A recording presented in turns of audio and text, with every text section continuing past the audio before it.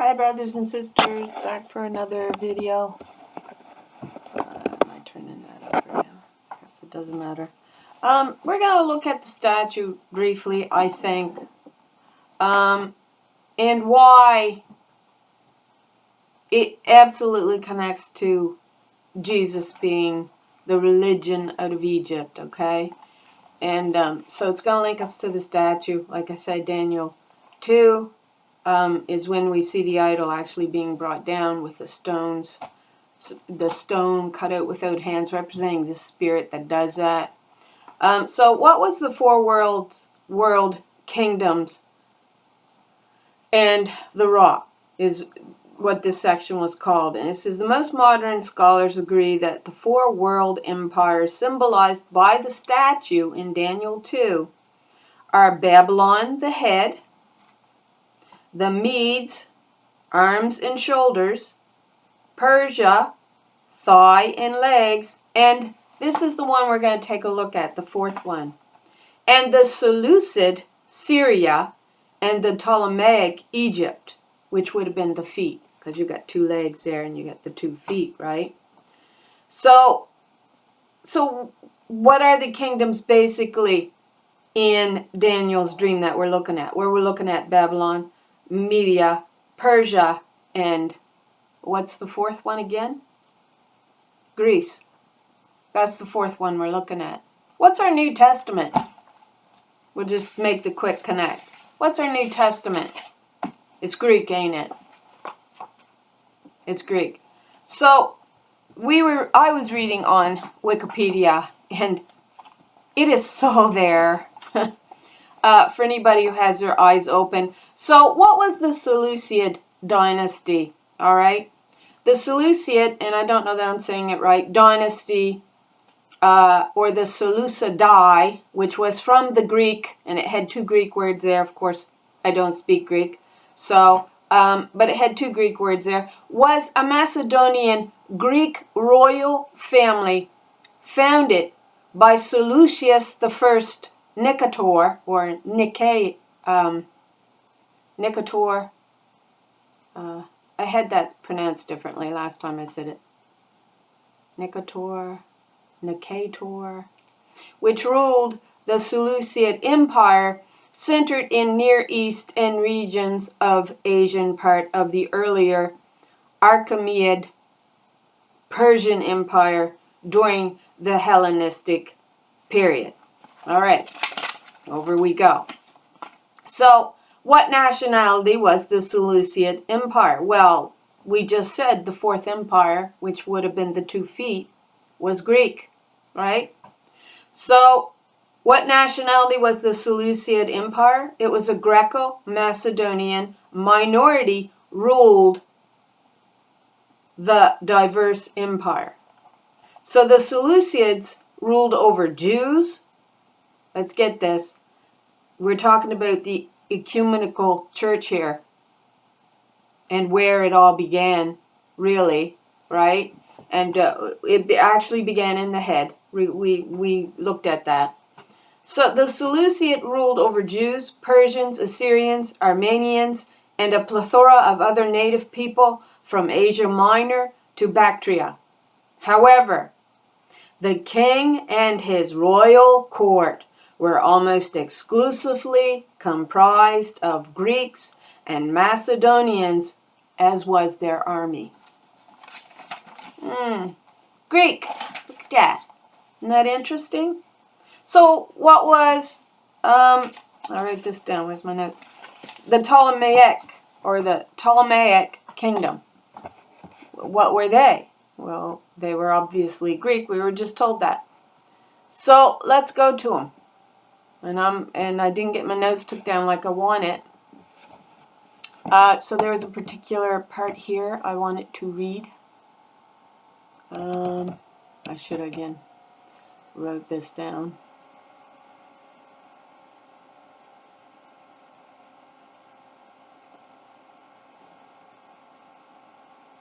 Okay, so this is on Wikipedia, all right, the Ptolemaic, I don't know that I'm saying it right. I meant to look up the pronunciation, so I got them right. The The Ptolemaic, see, now I'm getting worse, the Ptolemaic kingdom.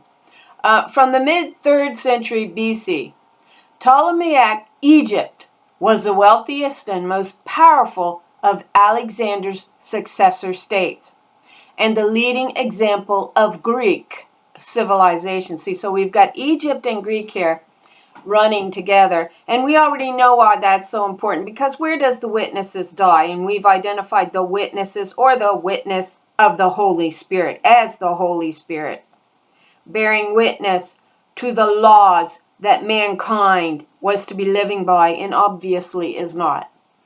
But where do they die? Well, we're told in Revelation, which we've looked at this, that they die in Sodom and Egypt, right? It's not Sodom and Gomorrah. But Gomorrah tells us that it means a rebellious people, is what it means, right? So here we get Sodom and Egypt, where the witness of the Holy Spirit dies, right, in Revelation, as the witness, right? So, beginning in the mid-2nd century BC, dynastic strife in a series of foreign wars weakened the kingdom, and it became increasingly reliant on the Roman Republic. Under Cleopatra VII, who sought to restore Ptolemaic power, Egypt became entangled in a Roman civil war, which ultimately led to its conquest by Rome as the last independent Hellenistic state.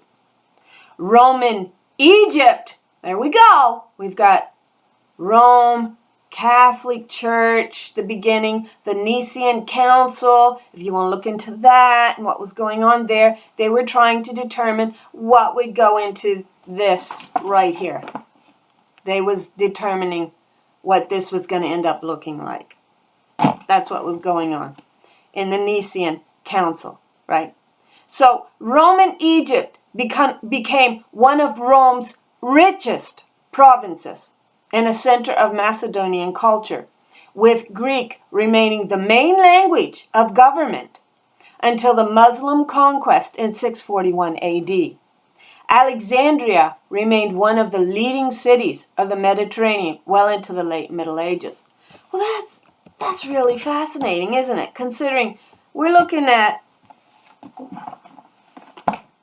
the New Testament coming from the Greek. It's the Greek, right? and here we have this serious Greek connection, right, to Egypt, which we said the idol of Jesus come directly out of Egypt, and we see the beginnings of that with in the Wanderings is where we picked it up, but we know it went much deeper than that. We do. So there, I don't know that there was anything else there that I needed to really read. So the point is if we go back to Daniel 2, and do I have Daniel 2 pulled up here somewhere? I thought I pulled Daniel 2 up. Maybe I didn't pull Daniel 2 up. I thought I was going to reference it. But, I mean, we know what Daniel 2 was about. It was about Nebuchadnezzar having this dream of this statue, right? Of 4 different metals that went down in its value as it went down to the feet. And here we have at the feet, right, these 2 Greek kingdoms, right, established. One in Egypt and one over the Macedonian area where all these varied peoples lived, all right? And they were over them. And so here we have these 2 feet identified for us. And we know Nebuchadnezzar was told that the head was representing him. Well, it links you straight back to the idol, the gold idol that he made that was standing in the land, and everybody must bow to that idol. And later on in Daniel, we realize what this was really all about, and Darius really comes right out and says what it's about for anybody with their eyes open. And it was that before, you you were going to pass anything that you believe through him. You weren't going to pass it through no other God. You were going to come to him and you were going to ask him what it meant. And if he said it was okay, more or less was your understanding, then it was going to pass, right? But he was the God that was basically going to okay it. That was Darius, and I can't remember the chapter that was in. So we know what Nebuchadnezzar building this idol was about. It was about people bowing to him as if he was the Lord and God. And what did God do to him? God says, I'm going to take the kingdom from you. You're going to be just like a beast and you're going to wander, right? For, 7 years? 7 years, right? And then I'll bring you back. Because what was he guilty of? He was guilty of denying the true living God and saying, look at everything that I have made. Well, that's what all the kings of the world have done. They've totally forgotten about the Holy Spirit. And they go, look what I have made. I've done it all by myself. Me, me, me. Sound familiar, doesn't it? Sure it does. Sounds just like Jesus, Father, and this other one called the Holy Spirit, which most will identify as a male. Right? So, now we're going to look at, because we've identified, all right, that the golden calf idol was another name of the bull god Apis, straight out of Egypt. Then we know that over time, Baal, the idol of Baal, begins to stand. And Baal is another word for your husband as your Lord and Master. And it is also considered an idolatrous idol. You do not want to ever be found bowing to that idol, which is exactly what the guilt is of the spirit in the earth now, because woman in the beginning was the representation of the Holy Spirit, and we've looked at that. We've identified that according to Malachi 2. So I was going to read, let me see here, Jeremiah 51. And there was, because it's a good chapter, where's Jeremiah 51? Right there. And we're going to pick it up. We're going to start in the beginning here. Because it's going to lead us to so many things. Because Nebuchadnezzar was, as we know, the king of Babylon. All right? So this is going to take us to Babylon. And it's going to show us how this idol of a man really took the true living God out of her rightful place. And as the sovereign Lord that ruled the kingdom, she was also called the Lord of hosts. All right? And we get a word in here that we're going to take a look at, the Chaldeans. And that's an important word to look at. So we'll begin in verse 1 and we'll see what I remember, because I didn't take the best of notes. But I thought it was a really good chapter to look at. So thus saith the Lord God, behold, I will raise up against Babylon and against them that dwell in the midst of them that rise up against me a destroying wind. Or a spirit of a destroyer. And will send unto Babylon fanners, who shall fan her and shall empty her land. For in the day of trouble they shall be against her round about. Now they love to say her, but her actually becomes a he, right? Because though the Holy Spirit was to rule in the midst of the earth, we find the harlot Babylon building a male idol up as God, all right? And that come through a multitude of ways, the happenings of that. We see great violence being perpetuated against the women. We see that happening. We see a division entering in against the daughters of Israel themselves that was being perpetuated by those around them, seeking to split them apart and then to gnash upon them and to take the spirit of their covenant out of the land. So man could basically indeed build himself up as the God, image, male, man, who laws of heaven comes from. And in the end, the spirit ends up the harlot spirit ends up in subjugation to those laws with his yokes on her neck. And we've discussed this, we've seen this in multiple chapters, and we're going to see it here. Against him that bendeth, let the archer bend her bow. So against him that bent his bow. Now what do we know, what have we come to know bow meant in the scriptures? Well, we come to know bow means a covenant, much like the rainbow in the sky, God's rainbow. And we're told there's 7 colors. There's some dispute about that even. But we're told there's 7 colors in the rainbow, and that would harken back to this idea of a 7-fold spirit, right, that comes from God and is the covenant between us, right? And so we get this man bending his bow, and we see them doing it against the daughters as they run over the wall. In Joseph's blessings is actually where we see these daughters continuing to run over the wall, and their bow, their covenant, abides in strength. It means they are reborn and pick up the covenant and continue on with what they were always intended to do. So against him that bendeth, let the archer bend her bow. And against him that lifteth himself up in his brigandine, and spare ye not her young men, destroy ye utterly all of her host, his host. Yeah, they're his host. Thus the slain shall fall in the land of the Chaldeans or Chaldeans, and they that are thrust through in her streets. So let's pull in here on verse 4, and let's go in here. Okay, so Chaldeans, 3778. And what was the Chaldeans? Well, it was a region of South Babylon and its inhabitants. This was the name of them. So they were Babylonians, the Chaldeans. But watch this, all right?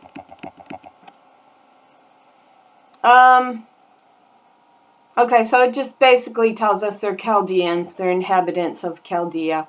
But if we move ahead 3779, it says Caste, inhabitant of Chaldea. All right, well that's interesting. Let's keep going on.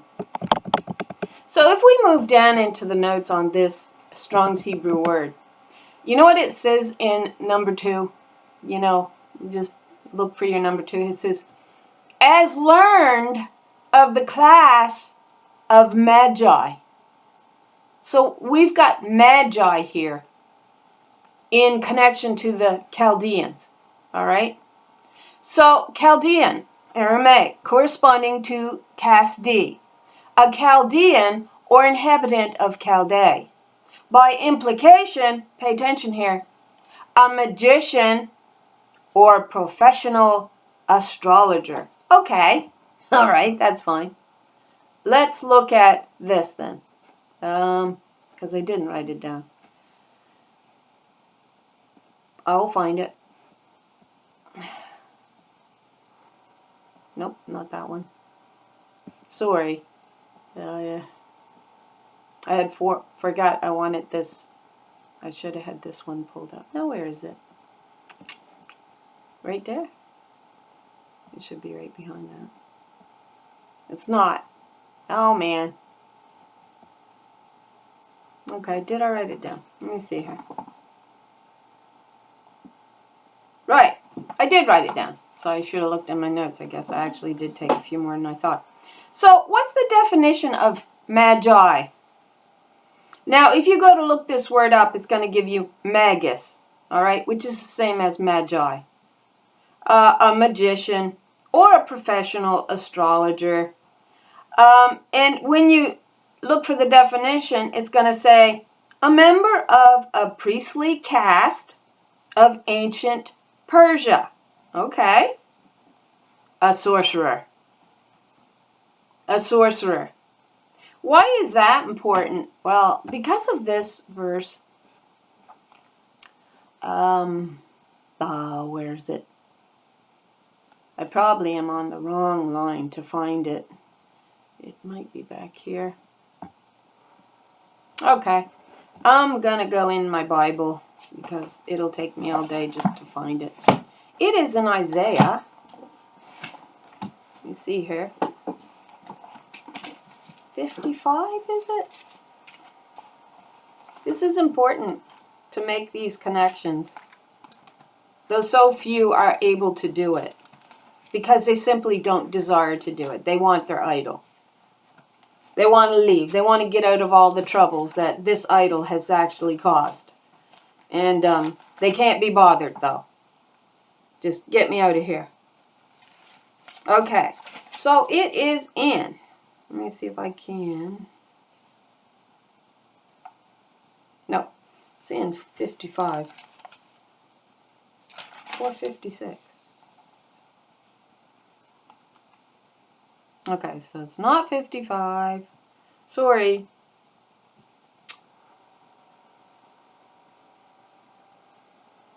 Maybe it was 54. No, it's verse 3. 57. So Isaiah 57, verse 3. This is important. Let me see if I want to read the other two verses first.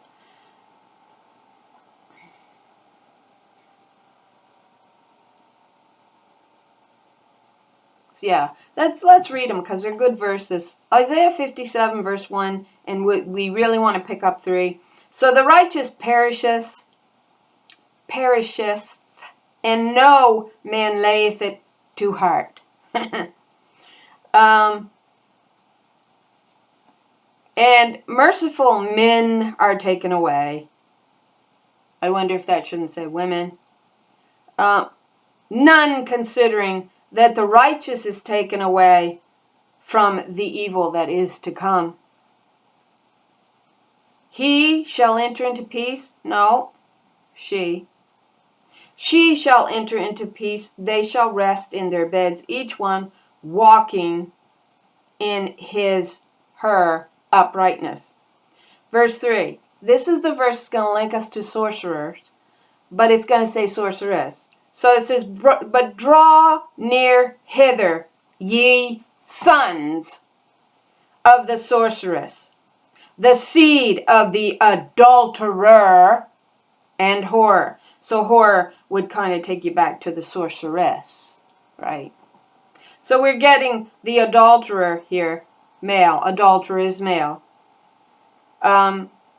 The seed of the adulterer and the whore. Well, that's the harlot spirit bowing to an idol that she helped make, which would be why she's probably a sorceress. But we get Magi here.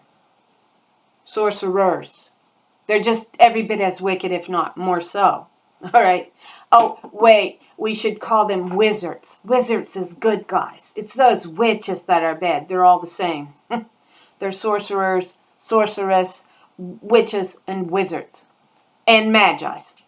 So they want to hand this off and say, oh, it's the signs in the heavens is how God's going to declare messages to us. And yet what does it say in the end? It says they'll look for signs and none will be gave to them.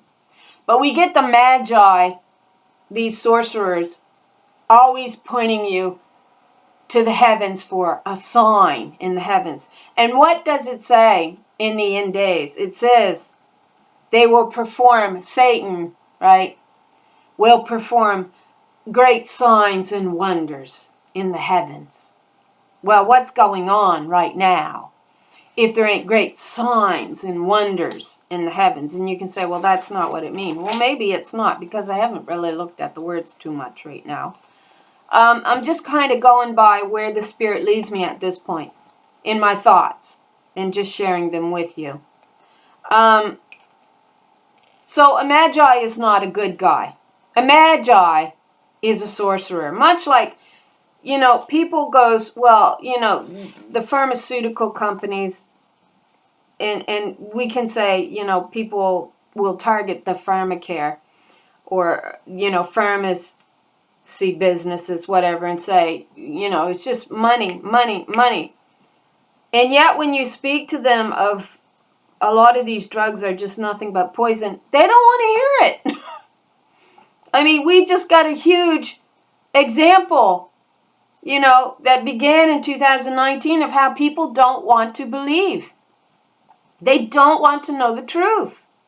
And while you could say big business and the pharmacies and pharmacare and all that's making, a lot of money off of you, they'll still support it. They'll help it right along. And what does it say? And it's the same with Magi. This is the point I'm making.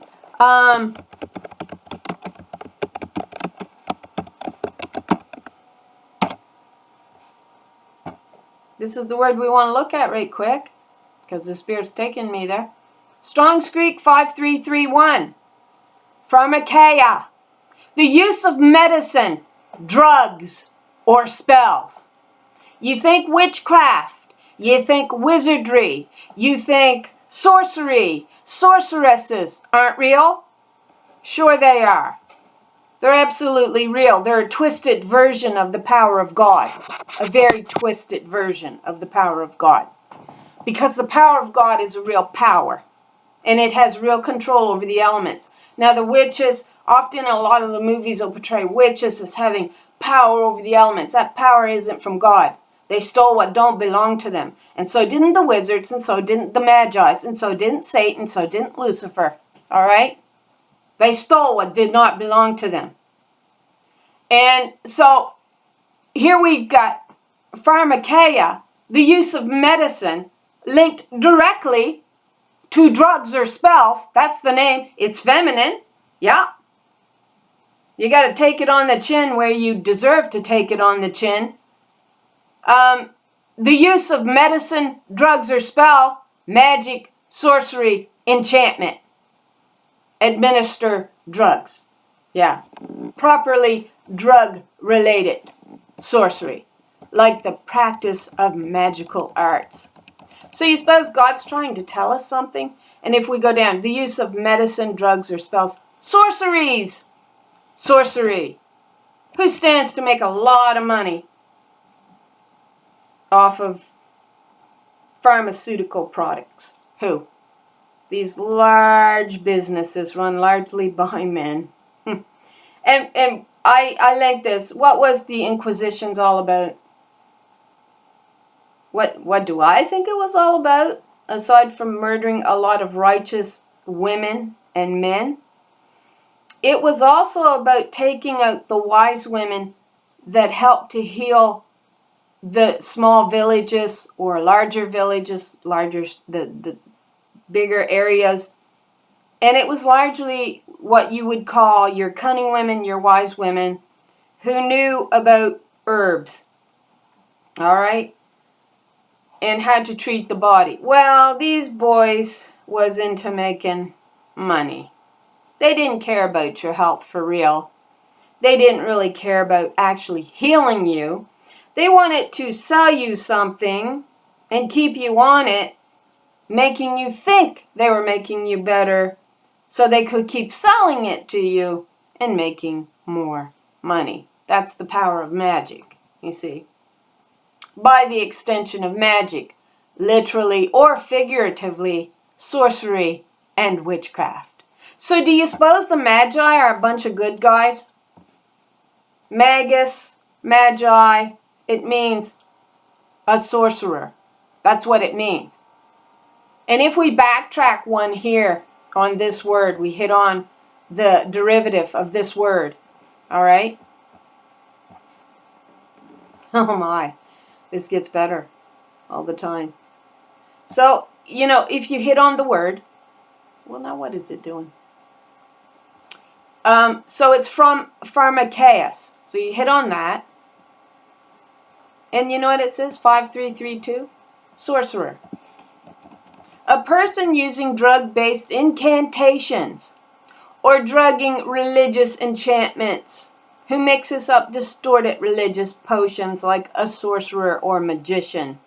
They try to work their magic by performing pseudo-supernatural stunts, weaving illusions about the Christian life to use powerful religious formulas. Yeah, well, that's loaded. incantations that manipulates the Lord into granting more temporal gifts, especially invincible health and wealth. This has a drugging effect on the aspiring religious zealot, inducing them to think they have special spiritual powers that do not operate in keeping with the scriptures. Indeed, and Jesus don't operate with the scriptures either. Man never had the power to yoke a woman under his man-made religious lies and laws. The Old Testament testifies to it. It does. Which is why these 4 kingdoms become so important in understanding what their purpose was. And when we see those 2 feet by the Greek moving into the Roman and coming from the Egypt Greek moving into the Roman, we totally get what was going on. They were building, each successive kingdom kept building on the idol of man as God. That is why it is very important to look at those 2 last kingdoms in the feet as Greek, Egyptian, and then eventually Roman Egyptian. Because we see in the Exodus what come out of it. Balaam and Balak. What did Balaam say to Balak? Go get your women and send them in, and we'll take the right hand, the daughters of Israel, out. Because those men will grab on to anything that those harlots will say in the tent to them. Especially when they're telling them, you can write your own laws. You don't have to listen to these bunch of women from God, supposedly. You see, we see gnashing there. But the gnashing began in, all-out warfare when the men got a hold of it and what power it would empower them with, which was to remove all power from her, place it upon himself, take a rug and bury all of that truth under it, and they could prosper and be rich, because she would never, over time, begin to figure out what had taken place. Right? She'll never figure it out. No one can see what we did. Who can see what we have done now? Right? That's what they say in the Old Testament. And so this is important because we see this Greek, and now you put into question many, we know, we saw the false prophesiers. I mean, we did a video on the false prophets in the Old Testament where she says, you will not prophesy the burden of the Lord, the burden of the Lord. And then we proved that many of the false prophets, especially in the little books, they were saying, the burden of the Lord, the burden of the Lord. She says, you won't go out and say you had a dream or a vision. And then they went out and said they had dreams and visions. So we already see that in the Old Testament they had been building and building upon this idol in Daniel 2. Right? So we proved that. So now we understand that the New Testament, and this is where we're going to pick up an understanding in Jeremiah 51, that, okay, I won't spoil it. We'll go back here just a second. I want it to make the division. So, this part here, right here, called the New Testament, right? Right? This right here. Greek. The 2 legs standing, right? This was part of the idol, part of the image, part of the dream that Nebuchadnezzar saw. We see this great division coming into, we can leave that all behind us now. We can just rely on this now. You see? See how great they got that? Let's look at what Jeremiah 51's got to say and see if we can understand it a little bit better. Okay. Yeah. So, yeah. Sorcerer. Let's just finish this up. A sorcerer.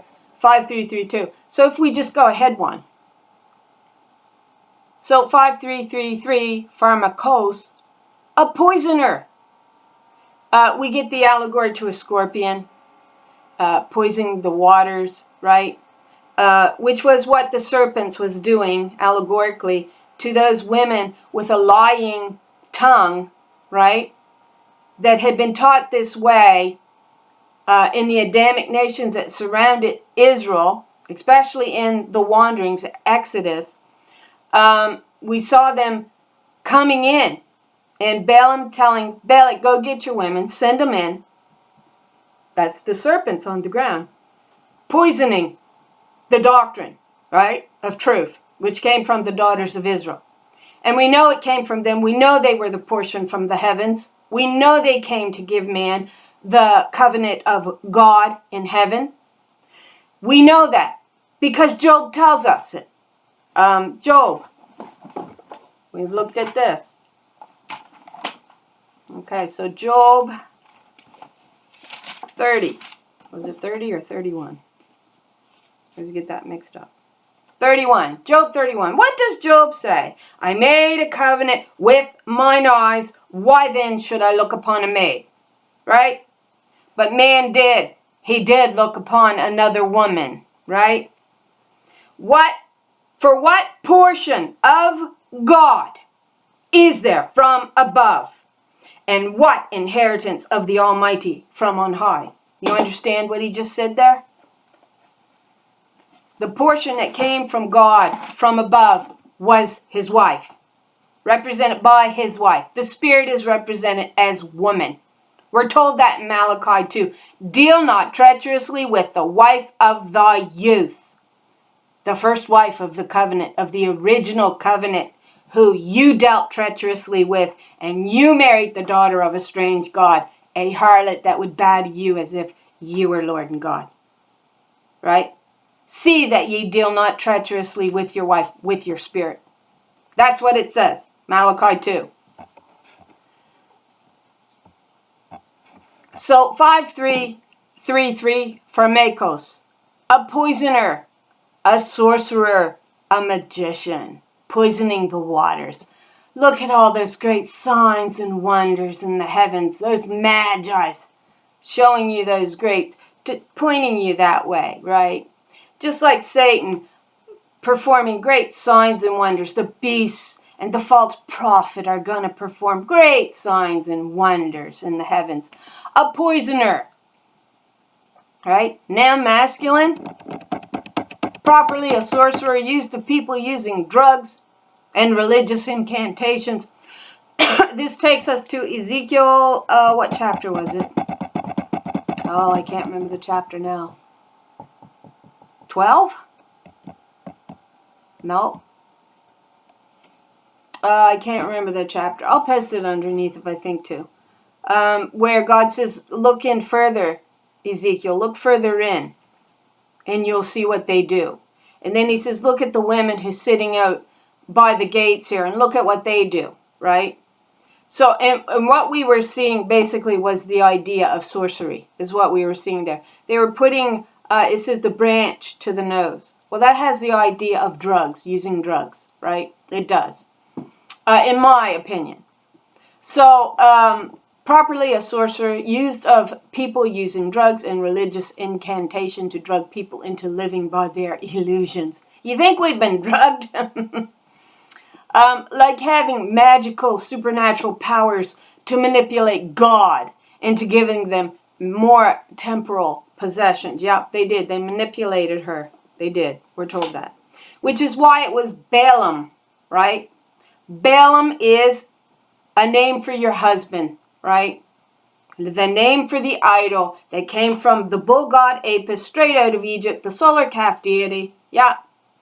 Who contaminated the woman's seed. It was a plague that came in upon her. And they used great, they drugged her. They poisoned her, is your idea. Much like you get the scorpions, right? And so if we keep going ahead, I don't know, did I? No. Okay, so we kind of lose our line there. 5:3:3:4 is information, a report, feminine. Report, tidings, information. Okay, so, but we see, our connection to Magi, which means sorcerer, right? Also astrologer, who tells you to look to the heavens for great signs and wonders. Well, we link the name Satan straight back to your husband, the accuser. There's a series of word links you straight back to him, Baal being one of them. Beelzebub does derive from Baal. Baal means your husband. He was also called Lord of Dung. Phew! Stinks to the high heavens what he's been telling you. And that's why nose factors in with the spirit so prevalently in the Old Testament. What's the number? 7307 for spirit? I think in the Old Testament. And when you backtrack one, it'll bring in the nose of God. Yeah, and the reason why she brings in the nose of God is because of the Lord of Dung. He stinks to the high heavens, what he's been telling you women. And the harlot spirit is certainly no friend, I can tell you that, that bows to this idol. So back to Jeremiah. Okay, I must have looked. Okay, so it was important to look at this word, Magi, the Chaldeans, the Babylonians. And then we get the Magi looking for the sign of Jesus. They were just performing great signs and wonders in the heavens to keep their idol uplifted. All right? Okay. Now, where was we going? Chaldeans. Thus shall fall the slain in the land of the Chaldeans. Okay, so we got to backtrack out of this. And keep reading. Let's see what else we can pick up. Thus the slain shall fall in the land of the Chaldeans, and they that are thrust through in her streets. For Israel has not been forsaken, nor Judah of her God. We'll say her. Israel, she. Judah typically represents the male, but I'm thinking there were daughters of royalty in Judah as well. So she's not been forsaken of her God. Of the Lord of hosts. Yeah, she's our mother. She's the mother of us all. Of the hosts. She gave life to them. He didn't. Why now do I see every man standing around with his hands on his hips, as a woman in travail, and every face turned pale? They're pretending that they're the ones that give life, because they're made in the image of daddy and father, and father gave life to everything. No, that was your mother. Means mother in Hebrew, with her water, right? And oftentimes they want to put water male. Well, that's the contaminated water. That's the poison, right? But we know that the water springs from the wife of the original covenant. We're told that in Song of Songs 4:12-15. And she flowed from Lebanon. She's represented as the key of David. She is in total opposition to the key of Solomon. Key of Solomon being the harlot spirit that bows to man as Lord and God. Then we get all of this witchcraft, sorcery going on to the lesser key of Solomon and all these demonic entities that they come to call upon. All right? That was after he dug the well and he was digging for something. Well, he knew that if he could, is the word right here, transpose the righteous daughters into the key of Solomon, he could get them to do whatever he wanted them to do. And so they call on these demons, these demonic entities, to do what they need them to do. So was that what he was digging for?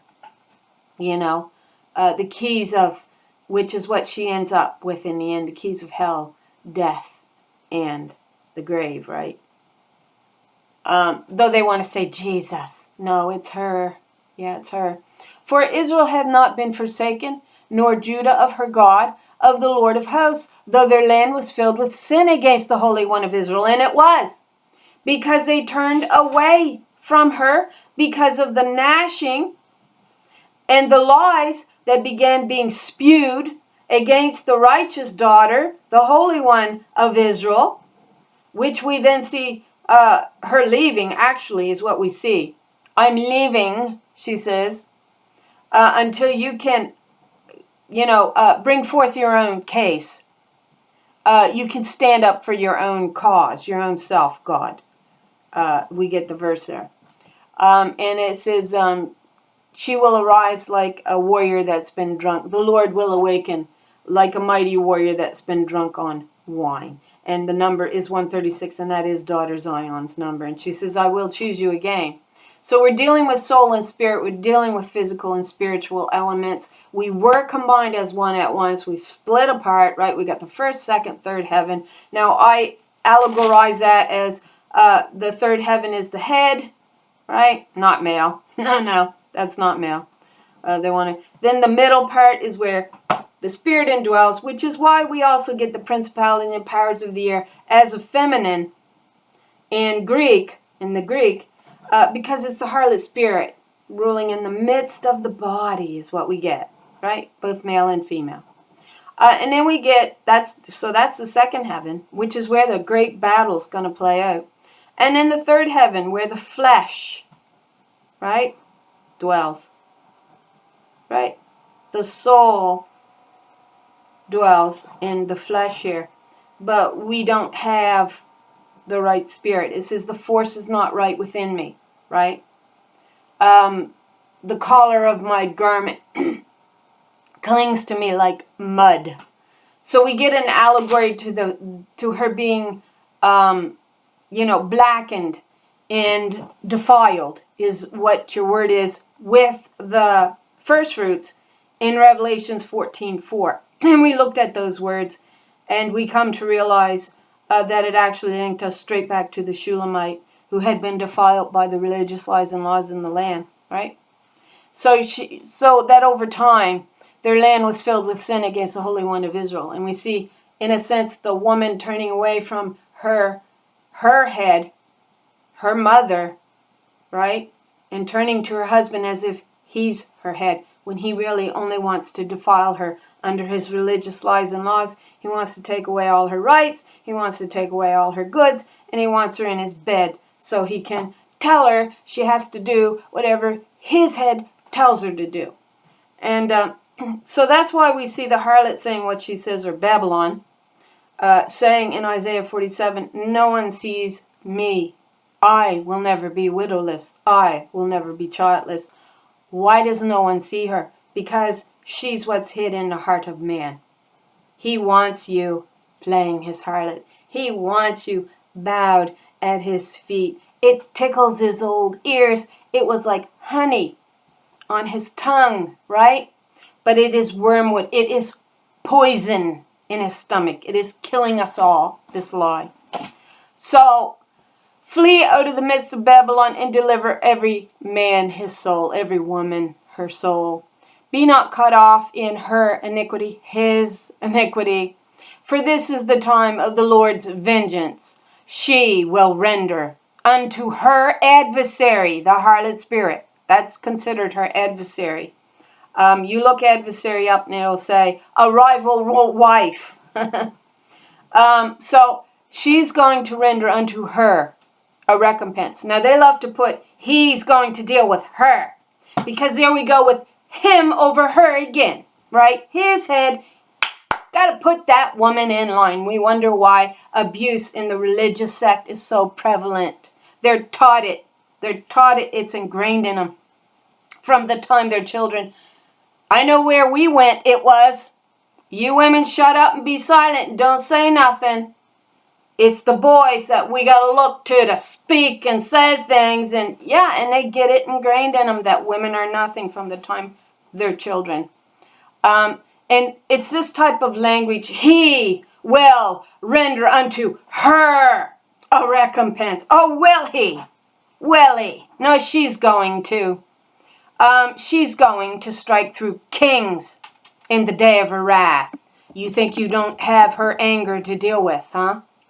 Babylon had been a golden cup in the Lord's hand. Now we also get the understanding that the Lord uses the wicked things that you wanted, is used to deal with you, right? So that's here. So Babylon had been a golden cup in the Lord's hand that has made all the earth drunken. The nations have drunken of her wine, his wine, the one he wanted. Therefore the nations are mad. The nations go mad.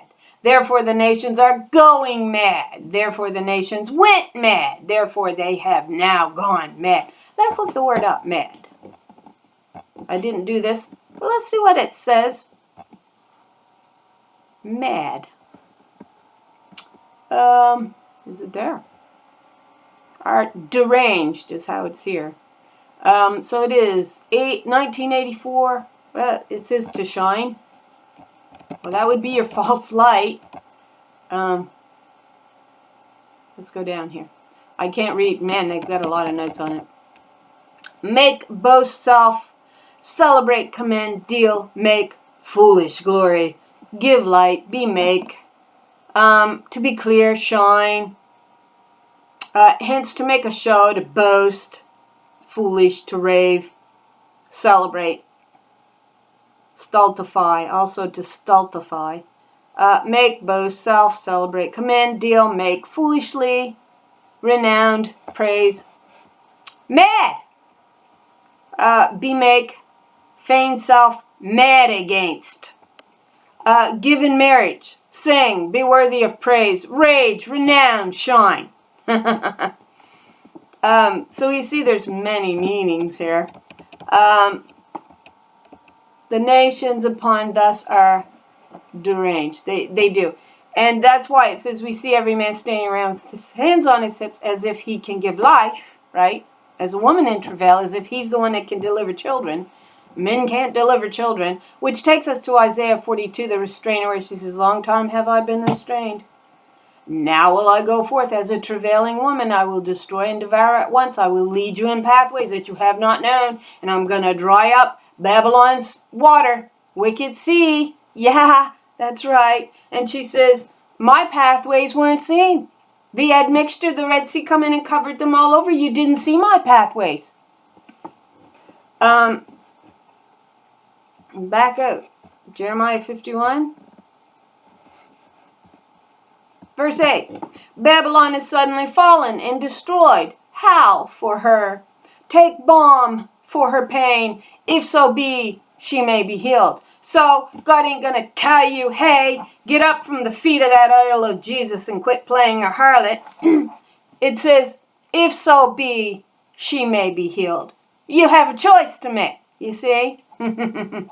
Take balm for her pain. You're also going to be in great pain. Verse 9. We would have healed Babylon, but she is not healed. Forsake her, and let us go everyone into his own country, her own country. For her judgment, his judgment, reaches unto heaven, and is lifted up, even to the skies. So we see the pillars shake in the earth, which in effect shakes the heavens, because it links us to the harlot spirit ruling in the second heaven, is what we see. And if that spirit is poison, now we know the head got cut off, because that's the third heaven where the true God really dwells, right? And to prevent that from taking over, you see it in allegory, the waters have reached up to the neck, right? The poisonous waters have reached up to the neck, which may be why I saw in a dream. It was an image of a naked woman, and I saw no head. What I think was on that body was a male head on the naked body. That's what I think was the ritual going on in my dream, though I did not see it. All right? So it comes up to the head, right? But we know God set a boundary and said, you'll come no further. No further, you're done coming. Because this was her body to rule over. It was not his to rule over. And so by extension, that becomes her portion of heaven. That he come in, he warred against her. They were like men at war, right? We get that in Micah chapter 2. And they were ripping the robe off with the garment, right? They were taking away her glory from her, right? They were actually stealing her portion of heaven. That's why we get 2 bodies, 2 tabernacles. He had his own, but he looked to hers and wanted all the goods of her kingdom as well. Wanted them and said, hey, we'll just use them as property. We'll sell them to the highest bidder. And there's this understanding of the merchants and the trade that they made was also of the daughters of royalty, which would have been the daughters inside the nation of Israel. Those that didn't die in fight against this lie, and there was some that did, we're told, they will be reborn out of the dust. That's those that were died and went in the dust of the earth fighting for the truth. But then there's this idea that many were sold and many were murdered, many were left for other nations. There was just a lot of things going on in the Old Testament when it comes to the dealing with these women. Once you recognize that women are separate from men, men view them very distinctly different from themselves, and eventually the idea that a woman was nothing more than man's doormat. It says, they have said, lay your back flat that we may walk upon. And they have said, bow down that we may go over, right? And they say that in the law, right? And like I said in one of my videos, they'll say off the pulpit, well, you know, when it says he, it means you too. Yeah, does it? Because then when we get to the law system, that he only means he, it doesn't mean she. And now we got this whole discussion going on what that she really means. I mean, come on. You think the guys could attack us any more than what they've done? Do you think they could accuse us any more than what they've done? But it is the blood, I can't even say the word, blood under this violent beast system. This blood that gets shed. And you see those that are gave white garments to put on in Revelations, where is it? 6? It says, why, Lord, do thou not avenge us on those who have shed our blood upon the earth, right? So that's the blood under this beast, because man has become a beast. We see Nebuchadnezzar being a beast, and it was only when he come back to his senses that she gave the kingdom back to him, right? The kingdom don't belong to him. It never did. Not to these wicked sons who wants to tell women to bow down at his feet and steal and tell you that you have no rights, you have no goods, and, well, you know, if you do work in the system, you're not as valuable as we are, and, you know, there's all kinds of situations that you can look at, and they used it to their advantage in every which way to build themselves up, to make themselves seem much better and righteous. But we know the Spirit is going to use the blood under this law that has been shed under the beast system and the words that they have spoken in connection to their religious lies and laws. She's going to use those words, and she's going to witness. And that's right, against them. And so we know what the controversy of Zion is about. It's about her bringing her cause and her case forth and presenting it. And that's the witness of the Holy Spirit in the land. Which is also goes back to the witnesses dying in Sodom and Egypt, because the world refuses it, which is why it says what it says here. What did I do? Go too far? Yeah, take balm for her pain. His pain. If so, he may be healed, she may be healed. If you don't want the healing, girls, you don't have to take it. You can stay right bent at the feet of that idol. Yeah, you can do that. You have that choice. But we would have healed Babylon. But she's not healed. Forsake her. And let us go, everyone, into our own country. We have tried. We have tried to show you the truth. You don't want it. You don't want to heal your country. You don't want to heal your land. You don't want to heal this world. You just want to bow at the feet of an idol. You have been led away by your lusts of those lies that the first Adam told in the beginning, and you have not come back to the truth. You have not turned to your Creator, who you turned away in the days of your youth. For her judgment reaches unto heaven. So we see the pillars of heaven shaken in Job, right? And they are staggered by her rebuke. That's the witness of the Spirit, right? So why is it, we'll go here. I didn't pull this up and I can't remember the chapter.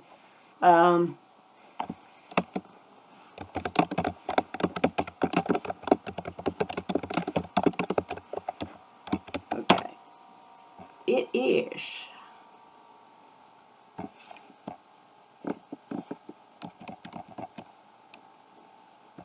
Okay, so they want to be difficult and not give me my, that's fine. Job 12, I believe, is what it is. Job 12, Bible Hub. Actually, I just had to put in parallel. Okay, so let's see what it says.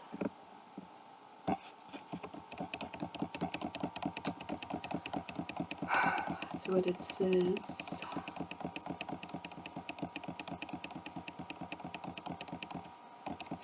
This is a good chapter. I know I've read this chapter and I've done some verses on it in a study. Okay, I'm not finding it. The heavens shake. It says his rebuke at her rebuke. And the heavens is shaken because the pillars in earth are shaken. So we're seeing the two legs, the 2 feet on the idol, right? Which is the stone smashing the feet, the toes. I'm going to try again. It might have been 26. Okay,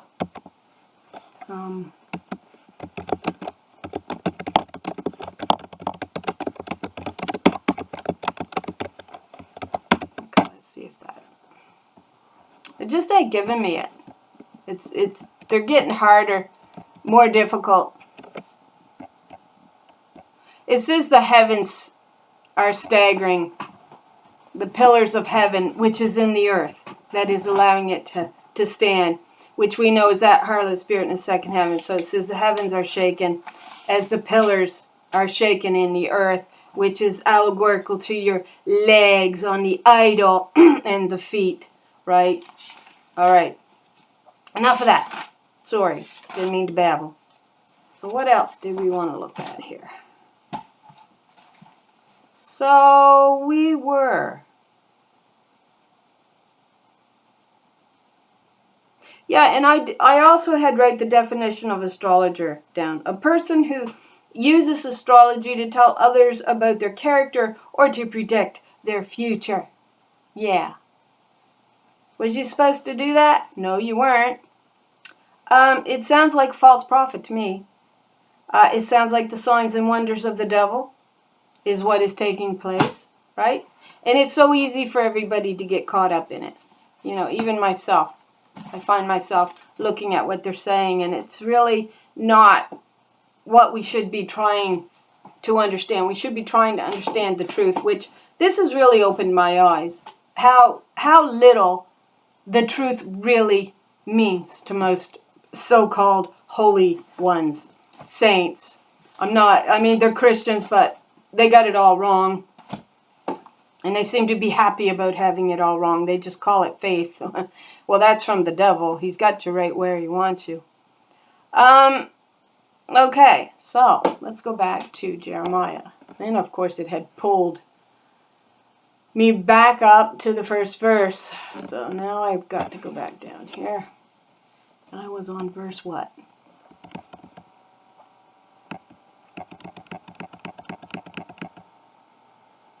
Okay.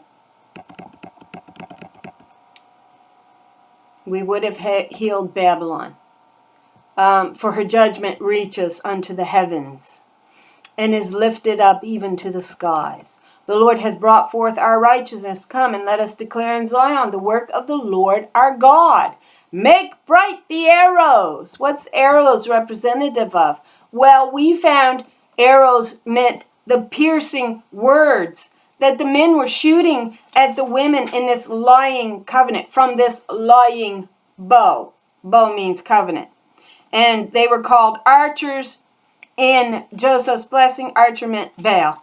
A direct link to your statue of a man, husband, Lord and God, standing.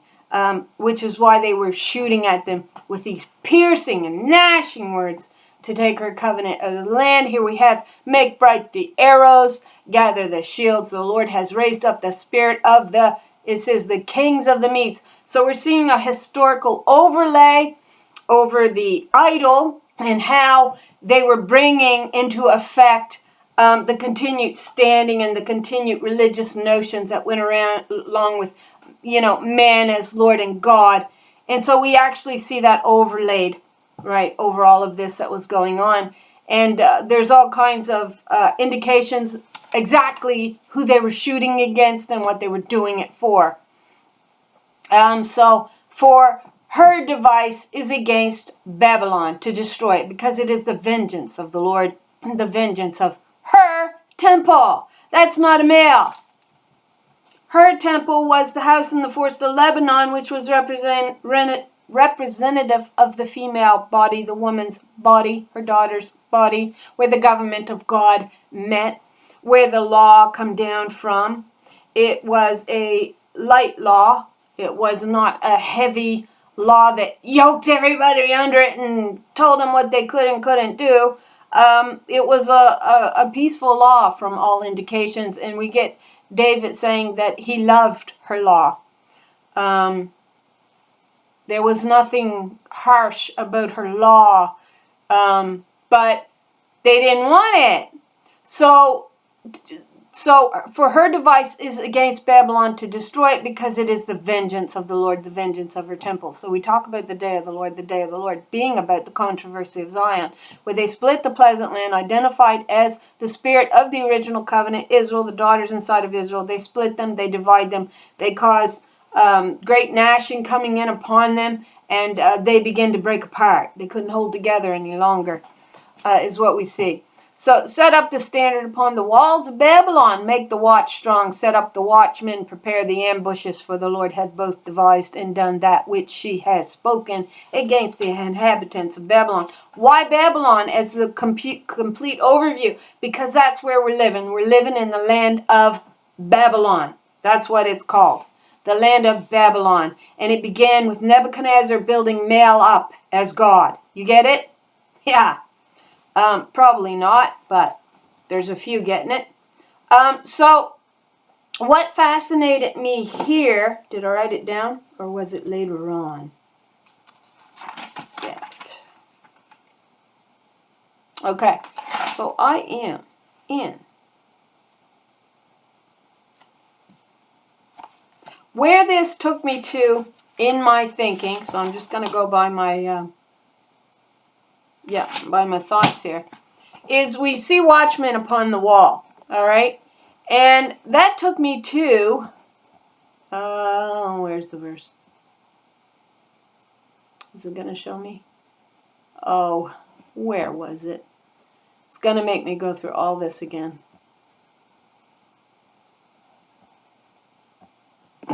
Oh, where was it? I can't even hardly remember the verse. Why didn't I write that down?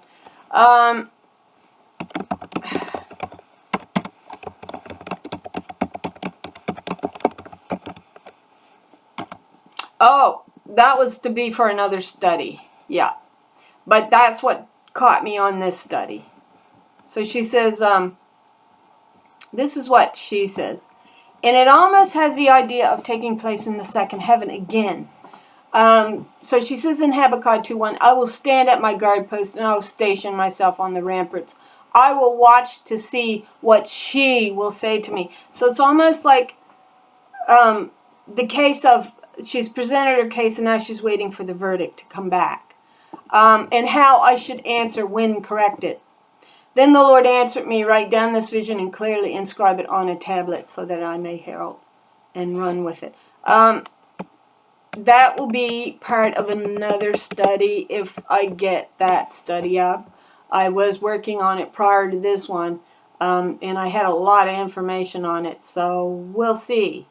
But that come into the watch women. We proved, just from my study, my own private study as I was doing it, it proved beyond a shadow of doubt that the watch women, the watchers that makes the decree in Daniel against Nebuchadnezzar was indeed watch women. It was these daughters of Israel, and they were doing it in hopes of saving the kingdom, bringing it back from the pathway that it was heading down, this seriously crooked pathway that they were heading down. But we do see now we're at the final end here with the feet standing, the toes. So set up the standard upon the walls of Babylon. Watch the watch strong. Set up the watchmen, prepare the ambushes, for the Lord hath both devised and done that which she has spoken against the inhabitants of Babylon, and she will. You who reside by many waters, rich in treasures, your end has come, your life thread is cut. That's how they translate that. It sounds like the fates, doesn't it? They've got the fates worked right in there. O thou that dwellest upon many waters, abundant in treasure, thine end is come in the measure of thy covetousness. Now, did I want to look that word up? I don't know that I did.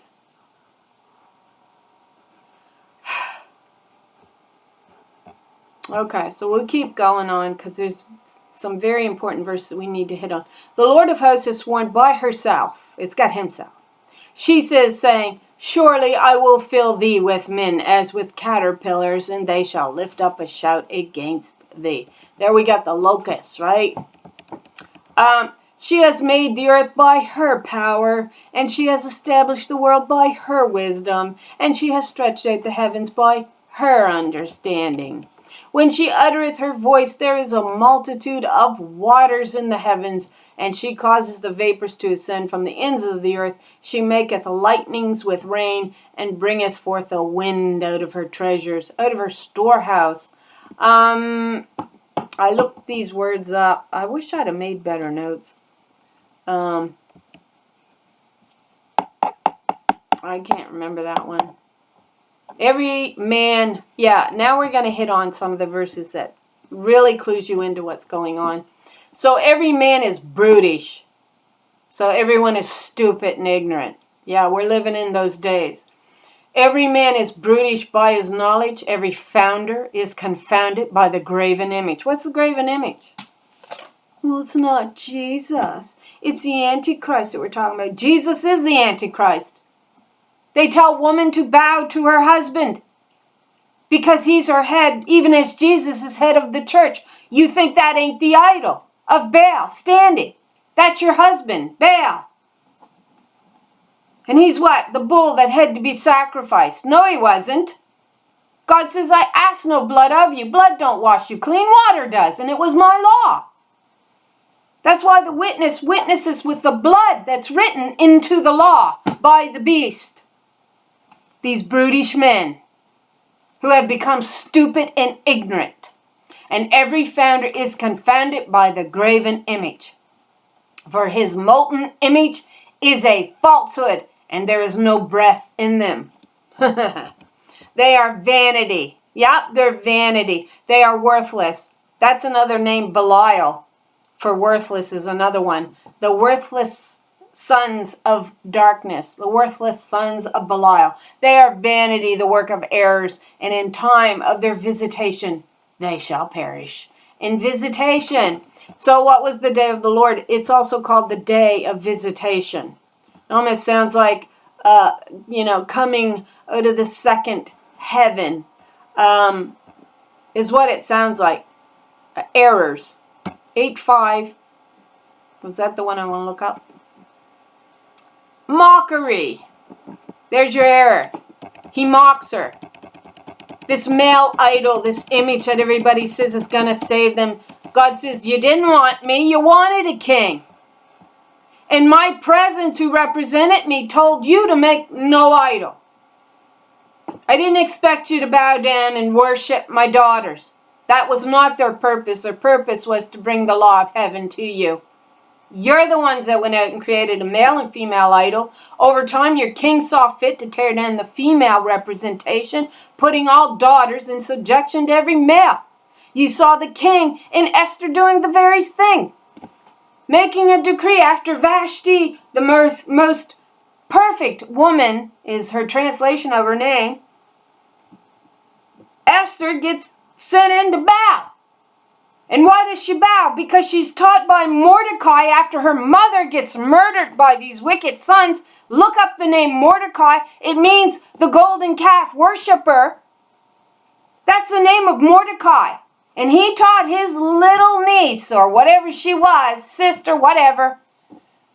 He taught Esther how to bow to a king. When the real queen said, I ain't bowing to a drunkard. Oh, there we go with that admixture of wine. This king was drunk on it, and he said, Fine, if you don't want to batter me, I'll get me another queen at will. Oh! Enters Mordecai with his little niece Esther that he taught how to bow to a king after her mother was murdered. We see them being murdered on the cornerstones in Lamentations 4:1. And instead of offering up a water libation, they were offering up a blood libation. That's what they were doing. And so we see those witnesses, multiple witnesses, perhaps the 144,000. These are the last few to come through and witnessing. So this is a test in the earth, we show who we are, we show our stuff off by being wise and listening to wisdom. And we kind of validate who we are to our Creator. And so they're standing there saying, how long, O Lord, holy and true, dost thou wait to avenge us and our blood that they shed in the earth? And she says, yet a little while to those who are like you will join you, right? And so we see these witnesses in the land of Sodom in Egypt, right? So we understand. So at the time of their punishment, what words did I want to look at? Punishment, it's a feminine. It means oversight, mustering, visitation. Yeah. It's not the spirit, of course. No, it's not the spirit. And they become quite frightened of the witness because they see connections to, the portents of happenings on earth, I guess, is sort of your understanding. So the portion of Jacob, no. Jacob was never supposed to be in here, stuck in here. No.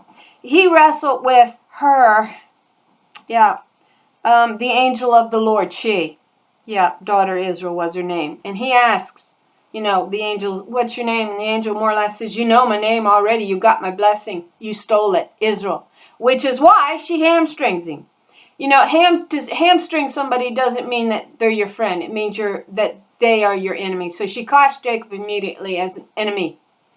And we saw the foreshadowing of it all, that he was actually going to steal her birthright, when we see Jacob grabbing supposedly Esau's heel in his mother's womb. It was a portent. And I'm starting to question whether Esau was even male at all. I believe male and female was in the womb. We have male and female on earth. It's not two males and woman at his feet. No. But Jacob was going to steal her birthright. He was going to come against her. And he did. So, and this was part of the other study I was doing. Edom just means Adam. And Edom means red. That doesn't mean Esau. Esau wasn't the one going after her birthright, right? Esau would have been her. He stole her birthright is what he did. And and we've seen that. We see the foreshadow of it when Jacob grabs her heel. So the portion of Israel, daughter Israel, is not like them. She's different. These daughters are different. They're blessed with a different blessing altogether. They're blessed with the blessing and the birthright as the firstborn of mother's womb. It was never split, as they wanted to say. Judah got the blessing and Joseph got the birthright. Right. That's the lie in the land that brings her under him. That's all that is. So the portion of Israel is not like them, for she is the former of all things, and Israel is the rod of her inheritance, and the Lord of hosts is her name. Right? It's not he. Right? Again, we got the man over the woman and you'll do what I tell you kind of imagery going on, which is what Baal built up in the land. So thou art my battle axe and weapon of war, for with thee will I break in pieces the nations, and with thee will I destroy the kingdom. So then we go to the Lord that is sitting. To this Lord, 113, his right hand. That's Joshua. It's not the idol of Jesus causing women to bow. Joshua is sitting here with 113, and to his right is the Lord that does this. And that's daughter Israel's number 136. And she is commander. She's called commander of the host. And she was the commander that actually got cast down. We see they stomp on the stars. Yeah, even stars that fell from the heavens, they stomp on them. She would have been one of them, the commander. As the host got taken away from the first principle, the principle of these daughters was righteous principles of truth, fairness, and equity. And the law belonged to them to give. And it gets took away when man gets it in his heart that, hey, if we exalt the harlot, we'll rule. We more or less becomes the commander. So the host gets handed over from her. They get taken away from her. And gets handed over to the harlot spirit that they exalt in their heart so they can play God, is your idea. So with thee also will I break in pieces. Okay, so we can go through this. And I will also break in pieces with thee the shepherd and his flock. That's right, because it's a shepherd now. But it was supposed to be the shepherdess. From thence, out of Joseph's blessing, the rock will come the rock. The shepherdess, not shepherd, the shepherdess of Israel. So, thee the shepherd and his flock, and with thee will I break in pieces the husbandman and his yoke of oxen, and with thee will I break in pieces captains and rulers. Excuse me. Now we're going to get back into Babylon again, and I may have to stop reading because it's getting to be too long. And I will render unto Babylon and to all the inhabitants of the Chaldeans, all their evil that they have done in Zion in your sight, saith the Lord.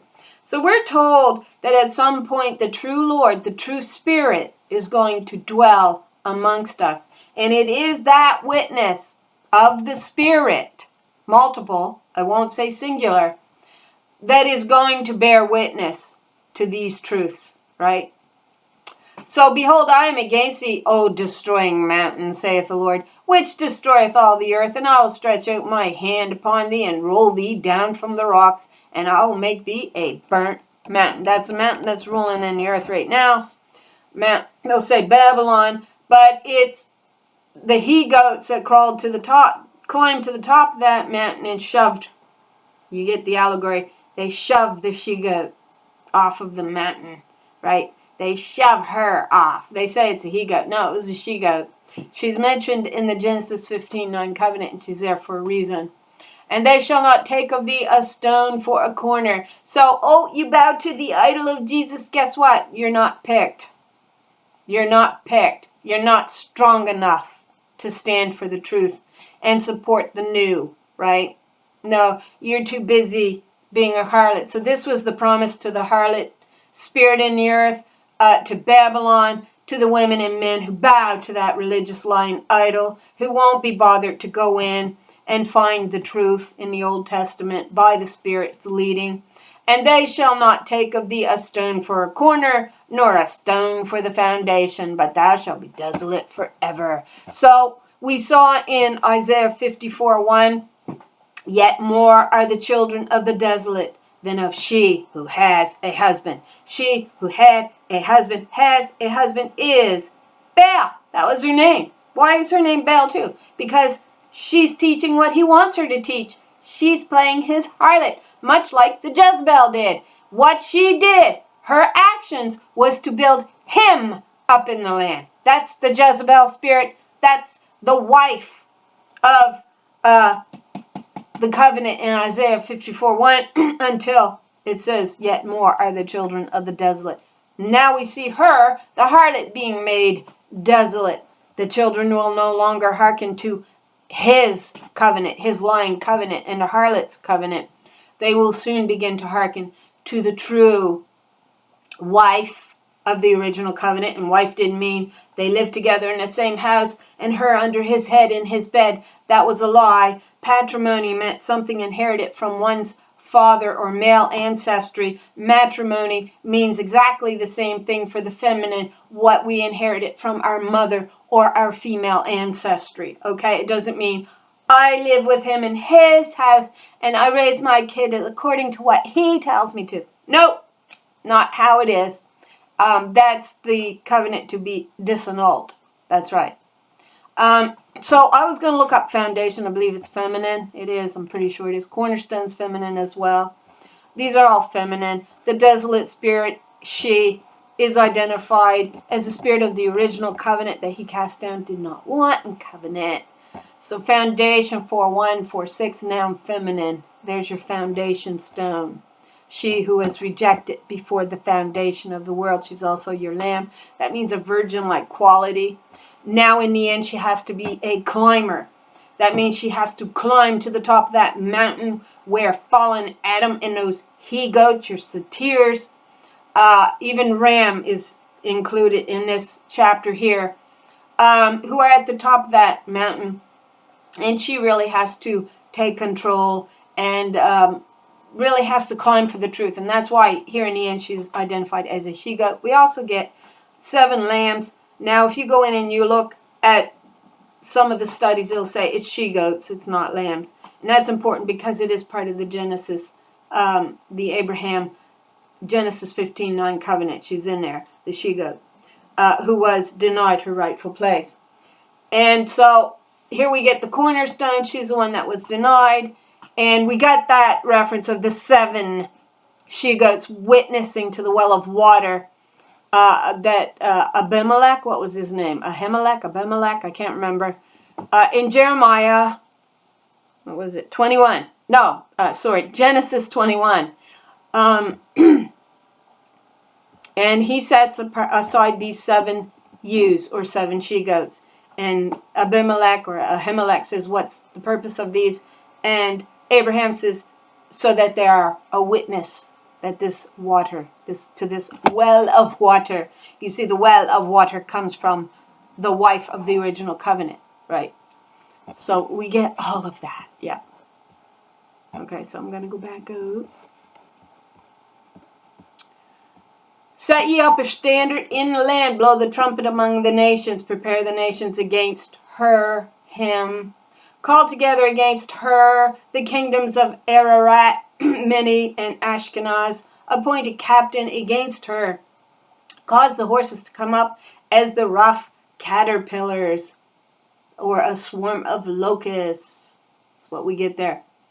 So the overall picture is of what earth is right now, which is Babylon. It's in an idolatrous, it's bowing to an idolatrous image idol. They were never to be found doing that. They were to be found upholding the laws of God, which was to be found through the wife of the original covenant. Right? They're not doing that. And so set up a standard in the land, blow the trumpet. Now the trumpet here takes us right back to Revelation 10. She takes back her birthright and she places 1 foot on the land, 1 foot on the water. And she takes back her birthright. And then she blows the trumpet. That's what she does. So we get the blowing of a trumpet here when the standard gets set up in the land. You also get an idea of the plummet line. You're going to be measured by that line, right? Which is also your choice whether to turn from the idol or to stay bowed at it and wait for your king to deliver you. And God says, well, you didn't want me, you wanted a king. So prepare against her the nations with the kings of Medes, the captains thereof, and all the rulers thereof, and all the land of his dominion. So we're seeing the larger picture here, the overview of what happened in the past, and in the larger picture of what will happen in the end. And the land shall tremble and sorrow, for every purpose of the Lord shall be performed against Babylon, to make the land of Babylon a desolation without an inhabitant. The mighty men of Babylon have forborne to fight. They have remained in their holds. Their might has failed. They have become like the cowards they are, not like women. Women have more backbone than men when they want to stand for the truth, and you can't find somebody else that will do it with you. Yeah, when you can't find a man that'll go, hey, I'm not carried away on male pride. But they are. I live amongst I don't see any of them going, hey, I get what you're saying. I don't see that. I see pride. You know, wrong, wrong, wrong. Because you know why? You know what the problem was? They made their division here and they cut all of this away. They were too busy with that honey on their tongue, though it was poison wormwood in their gut, a poisonous law, a poisonous way. Their might hath failed them. They have burned her dwelling places, her bars are broken. One post shall run to meet another, and one messenger to meet another, to show the king of Babylon that his city is taken at one end, and that the passages are stopped. There's the passages that stopped, and the reeds they have burned with fire, and the men of war are affrighted.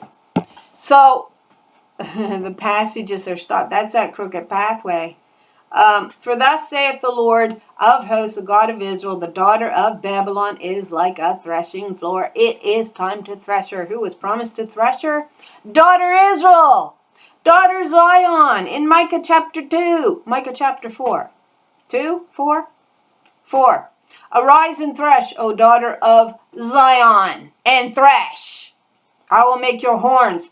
That means to be exalted. Right? That's the horn exalted into the second heaven. That's your daughters of light rising in battle. And it is time to thresh her yet a little while, and the time of her harvest shall come. So we see the spiritual and physical elements are going to play out probably simultaneously. So probably when these daughters get took out into the second heaven to do the battle, you're going to see it happen on earth is a possibility. So Nebuchadnezzar, the king of Babylon, had devoured me. He hath crushed me. He hath made me an empty vessel. He hath swallowed me up like a dragon. He hath filled his belly with my delicacies, and he hath cast me out. He did? He stole all of her riches from her, saying, he. That's what he did.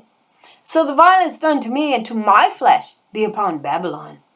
Shall the inhabitant of Zion say, in my blood upon the inhabitants of Chaldea? Shall Jerusalem say, therefore thus saith the Lord, behold, I will plead thy cause. So the Lord is going to plead our cause. She uses us daughters who were called God at one time upon this earth. She says, stand up, arise, God, take thine own cause, take up thine own cause, plead thy cause. Plead your case. What was the controversy of Zion? It's a case at law concerning what they did with her covenant. All right, and she has to prove her case. And take vengeance for thee, and I will dry up her sea, and I will make her springs dry. Yeah, and so we know that he peed in her well of water, and in essence, he tainted it so bad. We get the admixture of wine also. We get the splitting, the dividing of the pleasant land, the daughters into two covenants, one a harlot, one a righteous, that then they castrate off and say, we don't want you. She becomes the outcast that no man seeks a covenant with. And Babylon shall become heaps, a dwelling place for dragon, an astonishment and a hissing without an inhabitant. They shall roar together like lions, they shall yell as lions and whelps. So in their heat I'll make their feasts, and I'll make them drunken, that they may rejoice and sleep a perpetual sleep. So this time, when these ones go to sleep, they're never going to wake up. Right? Just like the daughters went to sleep on an admixture of wine, they went to sleep. They do wake up out of this slumber of religious lie. And I will bring them down like lambs to the slaughter, like rams with the he-goats. You still think a lamb in a goat judgment? No. What's her promise? I'll bring them down like lambs to the slaughter. Who's the lambs you suppose here? You want to believe in a man as your Lord and your God, and you want to play his harlot under a religious lie and law. You're called a lamb. You call yourselves lambs. You're lambs to the slaughter because you refuse to pick your head up and turn away from the idol and actually go in and see what the Holy Spirit is really trying to tell you. So I'll bring them down like lambs to the slaughter, like rams. Oh, there's the ram. That's your male lamb, right? with the he-goats. With the he-goats. Oh my gosh. How is Sheshach taken? That's simply another word name for Babylon. And how is the praise of the whole earth surprised? How has Babylon become an astonishment among the nation? The sea has come up upon Babylon. She is covered with the multitude of the waves thereof. So after a while, it's a reversal. We see a complete reversal going to go on here. We saw when the righteous spirit was attacked in her righteous covenant, she says, they come upon me wave upon wave, and I don't know, what to do. I can't stop it. They're attacking me wave upon wave.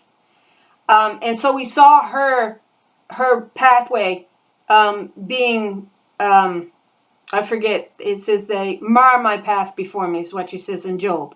It's Job 30 or 31. And it's all to do with when they attack the righteous spirit. And so here we see Babylon, the same coming upon her now. Her cities are a desolation and a dry land. Now she becomes the dry land and a wilderness. A land wherein no man dwelleth, neither does any son of man pass thereby. And I will punish Baal. Baal. You see, Baal means Baal, husband, lord, and master. And I will bring forth out of his mouth that which he has swallowed up, and the nation shall not flow together any more unto him. That's your Jesus idol. Actually, it's all your male god idols. Yea, the wall of Babylon shall fall. My people, go ye out of the midst of her, and deliver ye every woman her soul from the fierce anger of the Lord. You have a choice. You can come out of the religious line. You can deliver your soul from the fierce anger of God. Or you can not. You'll be part of the destruction. May you not become cowardly and fearful when the report is proclaimed in the land. So what does it say? Those that will have their part in hell, and I don't believe hell is Hades, the Greek's interpretation of it. I do happen to believe Sheol. I do happen to believe that you will be made bodiless and formless, and from what I can understand, there's no worse thing that can happen to a spirit, a soul. We're told we're eternal, and there's nothing worse that can happen to you than to not have a form to dwell in. So may you not become cowardly and fearful. So the fearful and unbelieving, when the report is proclaimed in the land. For the report will come 1 year, and then another the next year. There will be violence in the land, with ruler against ruler. Therefore, look, the days are coming when I will punish Babylon's carved idols. Yeah, those images, those male idols. If Jesus isn't an idol, I don't know what he is. Her entire land will suffer shame, and all her slain will lie fallen within her. Heaven and earth and everything in them will shout for joy over Babylon, because the destroyers from the north will come against her. This is the Lord's declaration. So again, while we have a historical reference here, we also get the spiritual overview, and we know the land of the north identified the nation of Israel. And we know that the daughters of Israel will come out of the four corners of the world, and they're also identified as the land of the north when they do that. So this is the north that will come against Babylon, the reborn daughters out of the dust of the earth, declaring the covenant of Mother, the creator of all, on their tongue and the law. So that's who comes against Babylon. Babylon must fall because of the slain of Israel, because of what happened. Even as the slain of all the earth fell because of Babylon. So all of the earth, those that don't choose to save themselves, will go down into death in this religious lie. Ye that have escaped the sword, go away, stand not still. Remember the Lord afar off, and let Jerusalem come into your mind. We are confounded because we have heard reproach. Shame hath covered our faces. For strangers are come into the sanctuaries of the Lord's house. So another name for Zerubabbel was foreigners in a strange land, or stranger in a strange land, because they're speaking a truth that nobody has heard, and so they become known as the foreigner. And she became the foreigner. She became the outcast. We also get the daughters. She says, I will get them fame and glory in every land where they have been put to shame, because of the great reproach that was upon them. And we saw that in Zephaniah chapter 3. Read it. It's daughters, where she says, I will get you fame and glory in every land where you were put to shame by this religious lie that they told about you, and gnashed upon you to take the spirit of your covenant out of the land. Wherefore, behold, the days come, saith the Lord, that I will do judgment upon her graven images, and through all her land the wound it shall groan. So that word groan I thought of where it says in Isaiah 29, they will grumble, they will groan, but they will learn the true doctrine. Though Babylon should mount up to the heavens. This was the one I wanted to get to. Though Babylon should mount up to the heaven, and though she should fortify the height of her strength, yet from me shall spoilers come unto her, saith the Lord. So she's fortified herself. What? To the heavens. Though she should mount up to the heavens and fortify her fortress. So oftentimes you picture a high point. She's at the top of the mountain of Zion. Is your idea that she took control of. He, and by extension, he took control of it.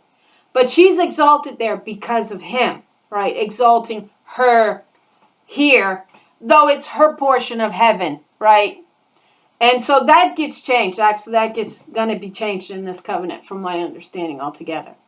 And though she should fortify the height of her strength, yet from me shall spoilers come unto her, saith the Lord. So these spoilers are from the north. They're from Israel. They're the original daughters of Israel. Whether that happens here or in the second heaven is up for discussion. How did she fortify herself? Right here. This is how she fortified herself. When she put a division right here.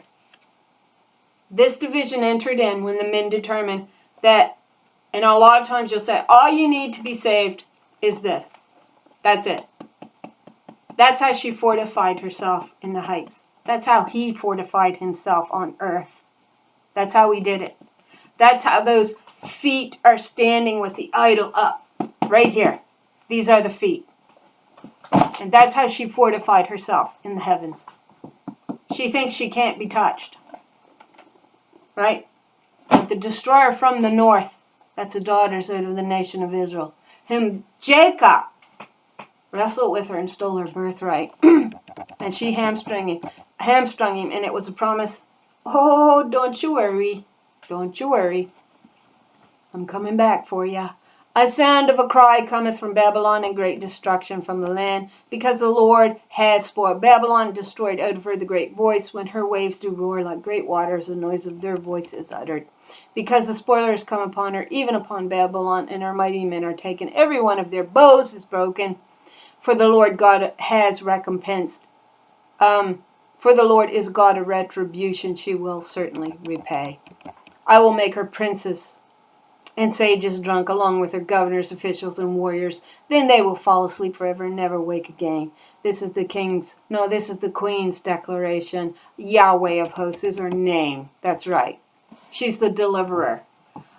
This is what Yahweh of hosts said. Babylon's thick walls will be totally demolished, and her high gates consumed by fire. The peoples will have labored for nothing. The nations will exhaust themselves only to feed the fire. So the harder they try to build their idol up, the more work they do. It's just useless labor is what God calls it, because she says, I'm going to burn it all up. So the more you want to put into it, that's fine, but it's all going to burn. You're going to exhaust yourself, that's fine.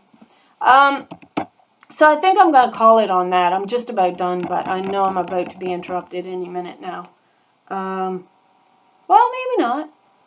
Maybe I can go a little bit longer. I ain't got a whole lot here. So, let's start at 59 and pick it up and finish it. This is what Jeremiah the prophet commanded Seraiah, son of Neriah, son of Mahasa. So there's all about the sons. Here again, when he went to Babylon with King Zedekiah of Judah in the 4th year of Zedekiah's reign. Jeremiah wrote on one scroll about all the disaster that would come to Babylon. All these words were written against Babylon. So this is a stacked prophecy. Not only was it promised to happen in their day, but it happens at the end of days. That's the promise, because we become known as Babylon, carrying this religious lie and the burden of the idol upon us until you're smart enough to turn away from that idol. So Jeremiah told Seraiah, when you get to Babylon, see that you read all these words aloud. So this is an angel that I picture, really, is what you're getting in allegory. When the Ancient of Days is sitting there and the rivers, it says the rivers of fire are flowing out from her throne. And she's got multitude upon multitude surrounding her. And she says, who will go for me? Right? She says, who will go and carry this message forth into the earth? Right? And so this is the angel, in a sense, carrying this message forth. He says, so when you get to Babylon, see that you read all these words aloud. You must say, Lord, you have threatened to cut off this place so that no one will live in it, man or beast. Indeed, it will remain desolate forever. So when you have finished reading this scroll, tie a stone to it and throw it in the middle of the Euphrates River. Then say, in the same way, Babylon will sink and never rise again because of the disaster I am bringing on her. They will grow weary. The words of Jeremiah end here. So you see this, I know I had more I wanted to say. I don't know if I wrote my notes in a different book and forgot I had. I just didn't think I had. But parts of this will probably be included in the next study, which I actually did before this one. And if I actually manage to get it up or not, I don't know if I'll actually manage to get anything recorded. Let me see here. It's not letting me. Okay, there we go. There I am. Hi. I didn't plan on being that long. I planned on this being, as proof of the idol that's standing. The four kingdoms. The 2 feet being Greek, and then Greek Egyptian, then Egyptian or Rome Egypt. So the whole time that they was writing history and was telling you about it, they were building the statue. You understand? And it's all there for anybody who can open their eyes and can turn away from the idol.